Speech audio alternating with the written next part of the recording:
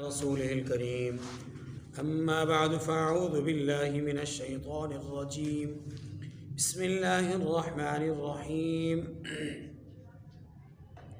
وقالت اليهود يد الله مغلولة غلت أيديهم ولعنوا بما قالوا بل يداه مبسوطتان ينفق كيف يشاء وليزيدن كثيرا منهم ما أنزل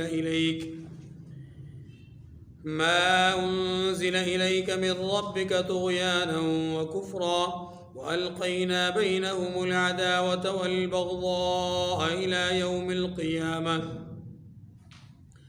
كلما أوقدوا نارا للحرب أطفأها الله ويسعون في الأرض فسادا والله لا يحب المفسدين ولو أن أهل الكتاب آمنوا واتقوا لكفرنا عنهم سيئاتهم ولا دخلناهم جنات النعيم ولو أنهم أقاموا التوراة والإنجيل وما أنزل إليهم من ربهم لأكلوا من فوقهم ومن تحت أرجلهم منهم أمة مقتصدة وكثير منهم ساء ما يعملون صدق الله العظيم۔ سورۃ المائدہ کی آیت نمبر 64 سے آیت نمبر 66 تک۔ ان آیات کریمہ میں اللہ تبارک و تعالی نے یہود کی مذموم اور بری خصلتیں جن کا ایک تسلسل کے ساتھ بیان جاری ہے، انہی میں سے ایک مذموم خصلت اور بیان کی ہے۔ اس سے پہلے ان کی سرکشی کو، حرام خوری کو، فساد فی الارض کو، جھوٹ کو، دغا بازی کو اور کتاب اللہ میں تحریف کو بیان کیا۔ ان کی طرف سے عہد شکنی کو، طغیان اور سرکشی کو، گناہ اور عدوان کو بیان کیا، ظلم اور قتل ناحق کو بیان کیا، غلط اور باطل قسم کے دعووں کو بیان کیا۔ اب یہاں پر ایک اور بری خصلت بیان ہو رہی ہے، اور وہ یہ ہے کہ یہود نے ایک زمانے میں، ایک وقت میں جا کر کے، حضور کے زمان مبارکہ میں جا کر کے ایک وقت میں یہ بات کہی کہ نعوذ باللہ اللہ بخیل ہو گئے ہیں۔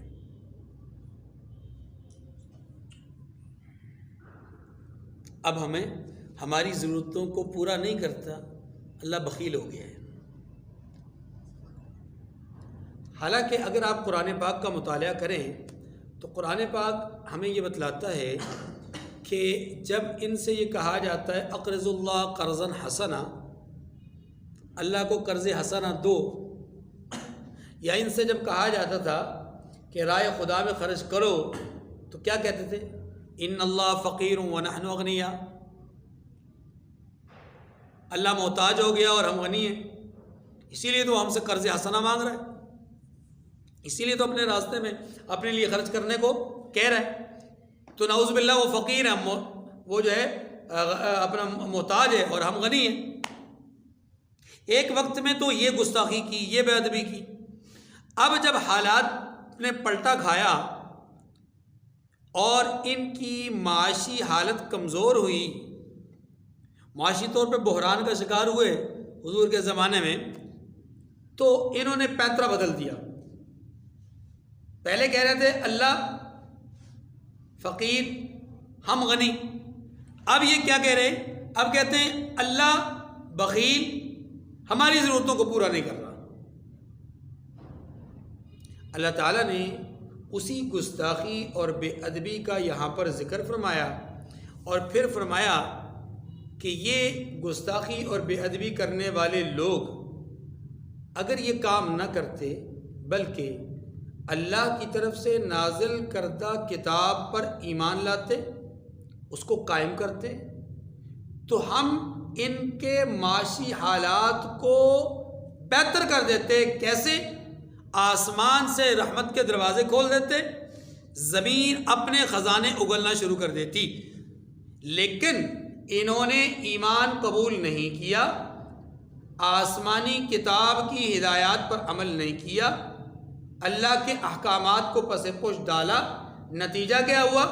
آسمان سے اترنے والی رحمت بھی رک گئی اور زمین سے نکلنے والے خزانے بھی نکلنا بند ہو گئے۔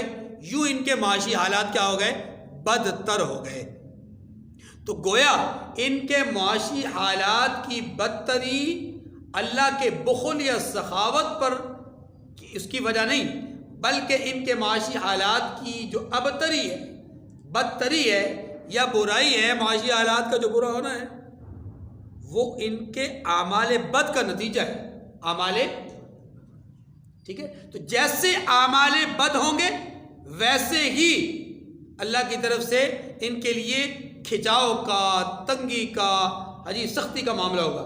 اور اگر اعمال ان کے اچھے ہوتے تو اللہ کی طرف سے جزا کا اور اسی طریقے سے رحمت کے نزول کا فیصلہ ہوتا۔ تو اسی لیے اللہ نے ایک جملہ فرمایا، بل یداہ مبسوطتان، اللہ کے دونوں ہاتھ کھلے ہیں۔ اللہ کے دونوں ہاتھ، یہ ایک محاورہ ہے، یہ ایک لفظ ہے، اس کی انشاءاللہ وضاحت وہاں کرتے ہیں۔ دیکھیے، وقالت الیہود ید اللہ مغلولہ، اور یہود کہتے ہیں کہ اللہ کا ہاتھ بندھا ہوا ہے۔ مغلولہ اصل میں توجہ کیجیے گا، ایک ہوتا ہے ہاتھ کا یوں باندھنا، ہاتھ کو رسی وغیرہ سے یوں کر کے، ایک ہوتا ہے ہاتھوں کو یوں کر کے رکھ دینا، ٹھیک ہے۔ اصل میں مغلولہ اس کیفیت کو کہتے ہیں۔ ہاتھ کا بندھا ہونا یہ بخل نہیں ہے، ایسے ہاتھ کا بندھا ہونا یہ بخل کیوں؟ اس لیے کہ یہ تو بے بسی ہے، کسی نے باندھ دیا، ہاتھ کھول ہی نہیں، کوئی ہاتھ کھولے گا تو ہاتھ کو کشادہ کرے گا۔ ایک آدمی جس نے اپنے ہاتھوں کو خود اپنی گردن کے پیچھے رکھ دیا تو گویا وہ اپنے ہاتھوں کو بروئے کار لانا ہی نہیں چاہتا، استعمال کرنا ہی نہیں چاہتا، اپنے ہاتھوں کا استعمال کرنا ہی نہیں چاہتا، اس لیے اس نے اپنے ہاتھوں کو گردن پہ رکھ دیا ہے۔ اسے کہتے ہیں مغلولہ۔ وَلَا تَجْعَلْ يَدَكَ مَغْلُولَةً إِلَىٰ عُنُقِكَ، قرآن پاک نے کہا ہے سورہ بنی اسرائیل میں کہ اپنا ہاتھ اپنی گردن پہ باندھ کے مت رکھ، مطلب بخل مت کر۔ بخل تو ہاتھ کو گردن پہ رکھنا یہ ید مغلولہ کہلاتا ہے۔ تو انہوں نے یہ کہا کہ اللہ نے گویا اپنے ہاتھ اپنے گردن پر رکھ دیے، معنی یہ کہ اللہ دے سکتا ہے لیکن دیتا نہیں، عطا کر سکتا ہے لیکن گویا اعتراف اس بات کا کر رہے ہیں کہ دینے والا وہی ہے، دینے والا لیکن دے نہیں رہا، اس کا نہ دینا یہ بخیلی ہے، یہ ان کا خیال ہے۔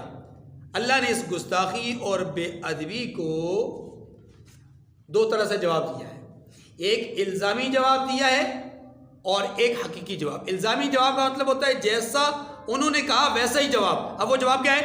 غلت ایدیہم، یہ کہتے ہیں اللہ نے اپنا ہاتھ گردن پہ باندھ لیا، نہیں، غلت ایدیہم، ہاتھ تو انہوں نے اپنے گردن پہ باندھ رکھے ہیں، اس لیے کہ جب ان سے کہا جاتا ہے راہ خدا میں خرچ کرو تو یہ خرچ نہیں کرتے، جب ان سے کہا جاتا ہے فقراء مساکین محتاجوں پہ خرچ کرو نہیں خرچ کرتے۔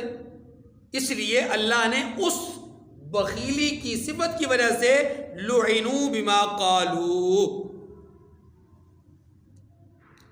بخیل اللہ نہیں، بخیل تو یہ خود ہے، لہٰذا اس جملے کی وجہ سے جو انہوں نے کہا کہ اللہ بخیل ہو گئے، اللہ فرماتے ہیں لعنوا بما قالوا، اس کہنے کی وجہ سے ان پر لعنت ہو گئی، یعنی اب یہ ملعون ہو گئے، ایک سزا۔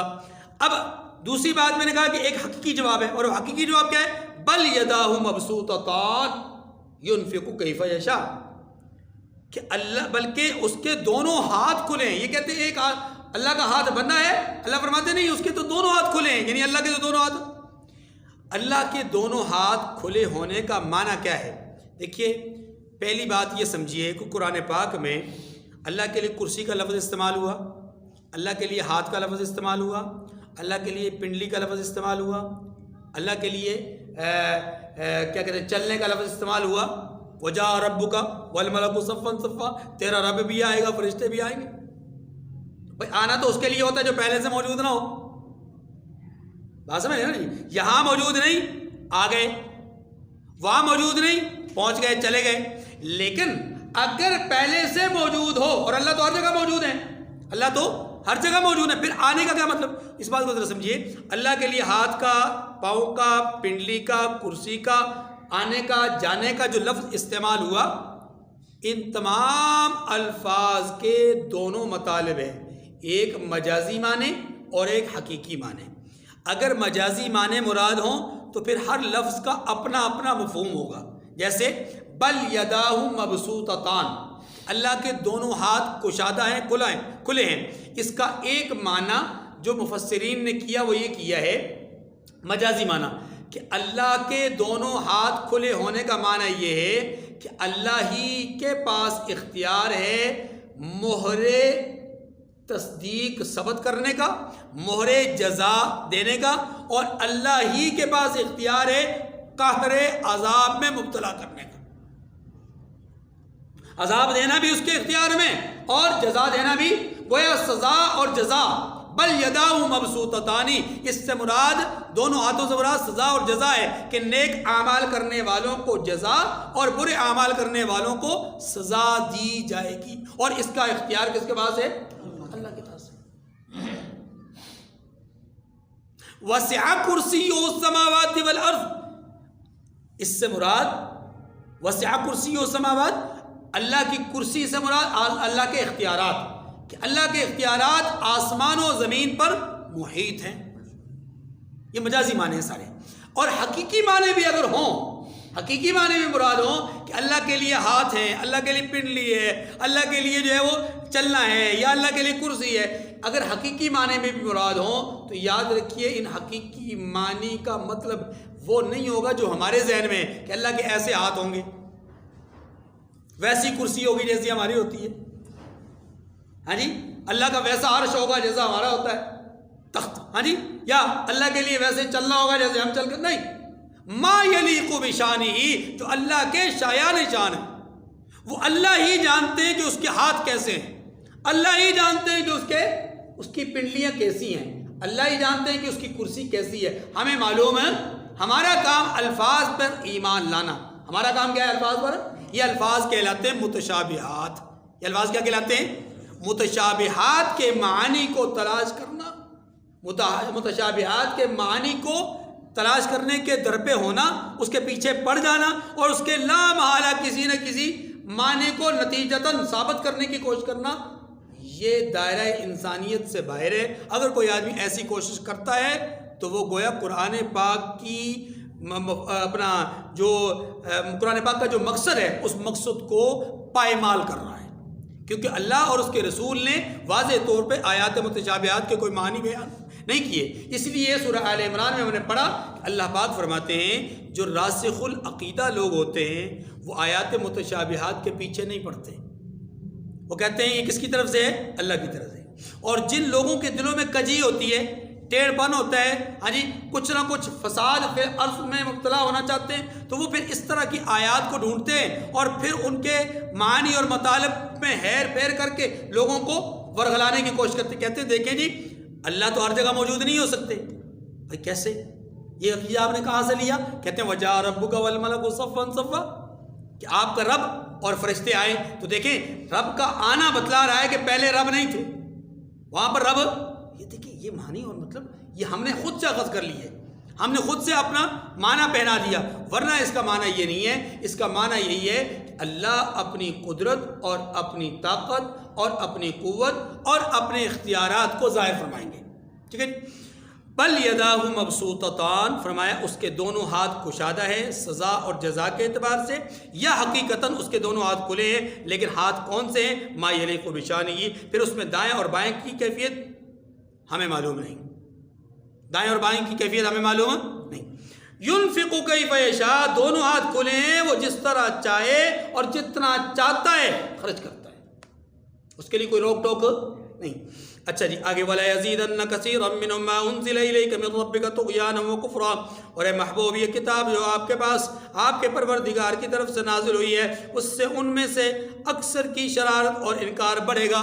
کیا مطلب؟ یعنی جیسے جیسے قرآن پاک کا نزول ہو رہا ہے ویسے ویسے ان کی جو شرارت کی حص ہے وہ بڑھ رہی ہے، اور ان کا جو کفر ہے وہ مزید اچھل کر نمودار ہو رہا ہے۔ دیکھیے توجہ، قرآن پاک نے بار بار اس بات کا اظہار کیا ہے کہ قرآن کے نزول کا ایک فائدہ یہ ہے کہ ایمان والوں کا ایمان، فزادتہم ایمانا، ان کا ایمان بڑھتا ہے، اور دوسرا فائدہ یہ ہے کہ جو اہل کفر ہوتے ہیں، اہل نفاق ہوتے ہیں، جن کے لیے خسران اور ابدی ناکامی کے فیصلے ہو چکے ہوتے ہیں، ان کا کفر مزید کھل کر کے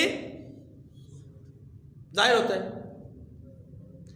یہ اس لیے توجہ کیجیے، یہ اس لیے کہ ان کے دلوں میں، قرآن نے کہا حسدم من عند انفسہم، ان کے دلوں میں حسد موجود تھا۔ اور آپ جانتے ہیں کہ حاسد جو ہوتا ہے، حاسد جب وہ کسی سے حسد کرتا ہے تو جس سے اس کو حسد ہوتا ہے اس کی کوئی خوبی، کوئی اچھائی، کوئی اس کے پاس نعمت اسے ہضم نہیں ہوتی۔ اس لیے حسد کی آگ میں جو آدمی مبتلا ہوتا ہے نا، وہ اس کے پاس اس کو کھاتا ہوا، اچھا پہنتا ہوا، اچھی سواری استعمال کرتے ہوئے نہیں دیکھ سکتا، ہضم نہیں ہو سکتی اس سے، اور اس کے پیٹ میں مروڑ رہتا ہے جب تک کہ وہ نعمت اس کے پاس ہوتی ہے۔ یہی حال یہودیوں کا تھا۔ یہودی اپنے آپ کو دنیا کی قیادت اور سیادت کے آل سمجھتے تھے، اور ان کا خیال یہ تھا کہ اسحاق علیہ السلام نے ہمارے لیے دعا کی تھی کہ ہم قیامت تک دنیا پر حکمران رہیں گے، علمی اعتبار سے بھی، روحانی اعتبار سے بھی، سیاسی اعتبار سے بھی، معاشی اعتبار سے بھی۔ لیکن جب رسول اللہ صلی اللہ علیہ وسلم کی بعثت ہوئی تو اب ان کی قیادت ہو گئی ختم، ان کی معاشی، ان کا جو سیاسی جو اپنا کیا معاملہ تھا قائدانہ، وہ ہو گیا پس پشت، اور حضور علیہ السلام کی سیادت اور قیادت ظاہر ہو گئی۔ ایک آج آگے مسئلہ تھا، اور وہ تھا معاشی طور پہ بھی اللہ نے ان کو بدحال کر دیا، تو کہنے لگے اللہ کنجوس ہو گئے، بس مانی۔ اب حسد کی وجہ سے حضور علیہ السلام اور آپ کی جماعت صحابہ کرام کے ساتھ نفرت شروع ہو گئی، اور یہ نفرت جیسے جیسے مسلمانوں کے لیے خوشحالی کی، مال غنیمت کی، کوئی فتح کی، کوئی اس طرح کی خوشخبری، کوئی یہ چیز ظاہر ہوتی تو یہ کیا کرتے؟ مزید جلتے بھنتے رہتے۔ اسی کو قرآن پاک نے کہا ہے وَلَا يَزِيدَنَّ كَثِيرًا مِّنْهُمْ مَا أُنزِلَ إِلَيْكَ مِن رَّبِّكَ طُغْيَانًا وَكُفْرًا۔ جب آپ کے رب کی طرف سے آپ پر کتاب مبین کا کچھ حصہ نازل کیا جاتا ہے، جیسے جیسے نازل ہوتا ہے ان کا طغیان اور کفر مزید بڑھتا جاتا ہے۔ وَأَلْقَيْنَا بَيْنَهُمُ الْعَدَاوَةَ وَالْبَغْضَاءَ إِلَى يَوْمِ الْقِيَامَةِ۔ اس کی اللہ نے ایک سزا دی ان کو، اور وہ سزا کیا دی ہے؟ سزا یہ دی ہے کہ جیسے یہ حضور کے ساتھ، حضور کے دین کے ساتھ بغض، عداوت اور طغیان اور کفر کر رہے ہیں، بالکل اسی طرح اللہ نے ان کے دلوں میں ایسی میل پیدا کر دی کہ یہ آپس میں بھی ایک نہیں ہے، آپس میں بھی ایک نہیں ہے، اور یہ آپس میں بھی گتھم گتھا ہیں، آپس میں بھی تفرقہ بازی کا شکار ہے، آپس میں بھی لڑائی اور جھگڑے کا اور اختلاف کا شکار ہے۔ قرآن پاک نے کہا ہے وَأَلْقَيْنَا بَيْنَهُمُ الْعَدَاوَةَ وَالْبَغْضَاءَ، ان میں سے اکثر کی شرارت ہم نے ان کے درمیان عداوت اور بغض قیامت تک کے لیے ڈال دیا ہے۔ قیامت تک کے لیے، ایک سوال سمجھیے گا، یہ جو لفظ ہے کہ ہم نے ان کے درمیان، ہم نے ان کے دلوں میں بغض اور عداوت قیامت تک کے لیے ڈال دیا، سوال یہ ہے کہ اللہ کے رسول صلی اللہ علیہ وسلم کی ایک حدیث ہے، اور اس حدیث میں یہ آتا ہے کہ عیسیٰ علیہ السلام کے نزول کے بعد، جب عیسیٰ علیہ السلام نازل ہو جائیں گے، بعد سمجھیے گا بڑی اچھی، نمبر 1 یہودی ختم ہو جائیں گے، نمبر 2 عیسائی ختم ہو جائیں گے۔ کیسے؟ جو نہیں ماننے والے ہوں گے، رائے راست پہ نہیں چلنے والے ہوں گے، وہ قتل ہو جائیں گے عیسیٰ علیہ السلام کے ہاتھ سے، اور آپ کی جماعت اور آپ کے ساتھیوں کے ہاتھ سے وہ کیا ہو جائیں گے؟ مارے جائیں گے۔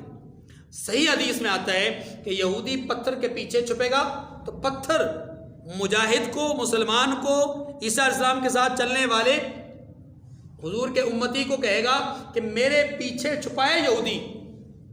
گویا یہودی کسی جگہ پہ چھپ نہیں سکے گا، نہ کسی درخت کے پیچھے، اور اسے صرف ایک درخت غرقد درخت ہے جو اس کو پناہ دے گا، جو اس کو پناہ دے گا. اسی لیے یہودی اسرائیل میں سب سے زیادہ اس درخت کو لگا رہے ہیں. مجھے آپ کو یقین نہیں کہ اپنے نبی کی باتوں کا، انہیں یقین ہے. غرقد، یہ آج اس درخت کی سب سے زیادہ تعریف کر رہے ہیں. کیوں کر رہے ہیں؟ اس لیے کہ ان کو یقین ہے کہ یہ درخت ہمیں پناہ دے گا. یعنی پناہ دینے سے مراد یہ کہ دنیا کی ہر چیز بتائے گی کہ میرے پیچھے یہودی، صرف وہ درخت نہیں بتائے گا. مارے تو وہاں پر بھی جائیں گے لیکن وہ درخت بتائے گا نہیں. تو ان کا خیال یہ کہ یہ درخت ہمارا مائی باپ ہے، اس لیے اس کو کاشت کیا جائے، خوب کاشتکاری کی جائے. تو اللہ کے رسول فرماتے ہیں صلی اللہ علیہ وسلم کہ نزول عیسیٰ کے بعد یہودیت بھی ختم، عیسائیت بھی ختم. اب جب یہودیت ختم ہو گئی، عیسائیت ختم ہو گئی، تو رہا نام کس کا؟ اللہ کا. دین رہا کون سا؟ اسلام کا. اسلام پھیل جائے گا اور ہر فرد و بشر مسلمان ہوگا. پھر عیسیٰ علیہ السلام دنیا سے پردہ فرما جائیں گے، اور ان کے جانے کے کچھ عرصے کے بعد، تھوڑے ہی عرصے کے بعد، پھر سے لوگ کفر کی طرف مائل ہوں گے، اور کفر پھیلتے پھیلتے پھیلتے پھیلتے اتنا زیادہ پھیل جائے گا کہ دنیا میں کوئی اللہ کا نام لینے والا باقی نہیں ہوگا. جس دن یہ کیفیت آئی اس دن کیا ہو جائے گی؟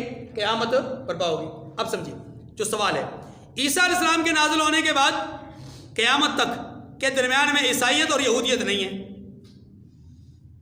عیسائیت اور یہودیت، تو سوال پیدا ہوتا ہے. قرآن کہتا ہے کہ ہم نے یہود اور نصارہ، یہودیوں کے آپس میں، نصارہ کا آپس میں جو عداوت اور بغض ہے وہ پیدا کر دیا، ڈال دیا، اور یہ قیامت تک ایسا ہے. وہ تو قیامت تک ہوں گے ہی نہیں. پھر قرآن نے کیوں کہا قیامت تک ایسا ہے؟ بات سمجھیں، سوال سمجھ میں آ گیا؟ یعنی سوال یہ ہے کہ جب قیامت تک یہودی اور عیسائی باقی نہیں رہیں گے، وہ تو عیسیٰ علیہ السلام تک ہیں، عیسیٰ علیہ السلام کے بعد تو رہیں گے نہیں. اب عیسیٰ علیہ السلام کے بعد قیامت تک کتنے سال تک دنیا قائم رہے گی معلوم ہے نہیں. تو اس دوران جب یہودیت اور عیسائیت ہوگی نہیں تو قرآن نے کیوں کہا کہ قیامت تک؟ سوال سمجھ گیا؟ اب جواب سمجھیے. جواب یہ ہے کہ یاد رکھیے، ہر زبان کے اندر، ہر ماحول کے اندر کہیں نہ کہیں کوئی نہ کوئی لفظ، جملہ بطور محاورہ بولا جاتا ہے. کیا بولا جاتا ہے؟ میں نے تجھے لاکھ بار سمجھایا، کہتے ہیں نا، لاکھ بار سمجھایا. لاکھ بار کہا ہوگا؟ نہیں کہا، لیکن کیا ہوتا ہے؟ محاورہ ہوتا ہے. یعنی بہت زیادہ دفعہ کہا، بہت زیادہ دفعہ. ادھار قیامت تک بند ہے. قیامت تک آپ کی دکان باقی رہے گی؟ ہاں جی، آپ باقی رہیں گے، یہ لوگ باقی رہیں گے؟ نہیں. یہ ایک محاورہ ہوتا ہے. محاورے کا مطلب کیا ہوتا ہے؟ کہ دائمی طور پر، ہمیشہ ہمیشہ کے لیے، ہمیشہ ہمیشہ کے لیے کیا ہے؟ یعنی کہ جب تک یہودیت باقی ہے، جب تک عیسائیت باقی ہے، ان کے درمیان عداوت اور بغض رہے گا. یہ معنی ہے. یعنی نفس قیامت مراد نہیں، نفس دوام مراد ہے کہ دائمی طور پر ان کے درمیان میں ہم نے بغض اور عداوت کو قائم کر دیا ہے. دیکھیے جی، فرمایا كلما اوقدوا نارا للحرب اطفاها الله ويسعون في الارض فسادا والله لا يحب المفسدين. یہ بھی عیسائیوں، یہودیوں کا ایک خاص وصف مذموم ذکر کیا جا رہا ہے. یہود نے ہمیشہ کوشش کی، جب سے مسلمان مکہ سے مدینہ گئے، ان 9-10 سالوں میں ان کی پوری کوشش رہی ہمیشہ فتح مکہ تک، خاص طور پہ کہ کسی نہ کسی طرح سے مسلمانوں کو دبا لیا جائے. ہم خود دبا دیں، کوئی اور قوم آ کر کے دبا دیں. زیادہ ان کی کوشش یہ ہوتی تھی کہ مکہ والوں کے بعد جاتے تھے چھپ چھپا کر کے، قافلوں کی صورت میں، اپنا ایک وفد کی صورت میں، اور جا کر ان کو کچھ تحفے تحائف دیتے، اور ان کو اپنی کئی باتیں ہم پڑھ چکے پہلے بھی. تو ان کو ورغلاتے تھے کہ باہر سے آ کر تم حملہ کرو، اندر سے سازش ہم کریں گے، اور یوں ہم ان کو مل کر کے تباہ و برباد کرتے. قرآن پاک کیا کہتا ہے؟ کلما اوقدوا نارا للحرب، جب بھی لڑائی کے لیے یہ آگ جلاتے ہیں، اطفأها اللہ، اللہ اس آگ کو بجھا دیتے ہیں. کیا معنی؟ آگ بجھانے کے بھی یہاں پر 2 معنی ہیں. ایک معنی یہ کہ یا تو اللہ لڑائی ہونے ہی نہیں دیتے، یا اگر لڑائی ہوتی بھی ہے تو ان کی تمنا اور سوچ کے برعکس وہ سمجھتے تھے کہ ہم فاتح ہوں گے اور محمد صلی اللہ علیہ وسلم اور ان کی جماعت مغلوب ہو جائیں گے. اللہ ان کو غالب کر دیتے ہیں اور ان کو مغلوب کر دیتے ہیں. یریدون لیطفئوا نور اللہ بافواہہم واللہ یتم نورہ ولو کرہ الکافرون. وہ تو چاہتے ہیں کہ نور الہی بجھ جائے، لیکن اللہ اس نور کو بجھانا نہیں چاہتے. اللہ نے تو اس نور کو چلایا اس لیے کہ وہ الذی ارسل رسولہ بالہدی ودین الحق لیظہرہ علی الدین کلہ، تاکہ یہ دین یہ تمام ادیان پر غالب آ جائے. وَيَسْعَوْنَ فِي الْأَرْضِ فَسَادًا، اور یہ ملک میں فساد کے لیے دوڑتے پھرتے ہیں، یہ ان کی کوشش ہوتی ہے. فساد فی الارض یہود کا day one سے پہلے دن سے وتیرہ رہا ہے، اور آج بھی پوری دنیا میں آپ طائرانہ نظر ڈالیں یا تفصیلی جائزہ لیں، ہر صورت میں آپ کو پوری دنیا کا سب سے بڑا فسادی یہودی نظر آئے گا. واللہ لا يحب المفسدین، اور اللہ فساد کرنے والوں کو دوست، ذرا جملے پہ غور کیجیے گا، اللہ فساد کرنے والوں کو دوست. یہ کیا کہتے ہیں؟ نحن ابناء اللہ واحبہ، ہم اللہ کے بیٹے اور اس کے محبوب ہیں. اللہ فرماتے ہیں محبوب ہونا بیٹا ہونا تو بہت دور کی بات ہے، تم تو دوستی کے قابل بھی نہیں ہو، تم تو دوستی کے قابل بھی اس لیے کہ تم فسادی ہو.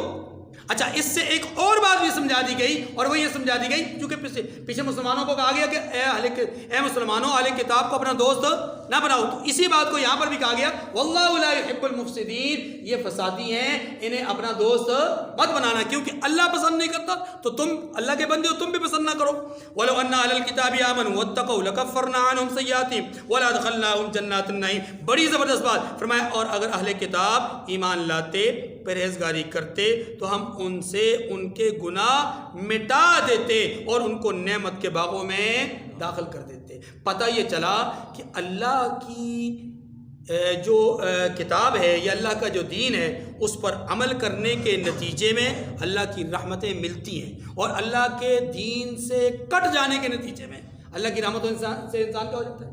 معروم ہو جاتا ہے. دیکھیے، رحمت اور چیز ہے، نعمت اور چیز ہے، یہ بات ذرا سمجھیے گا، اس لفظ کو ذرا سمجھیے گا. رحمت اور چیز ہے، نعمت کیا ہے؟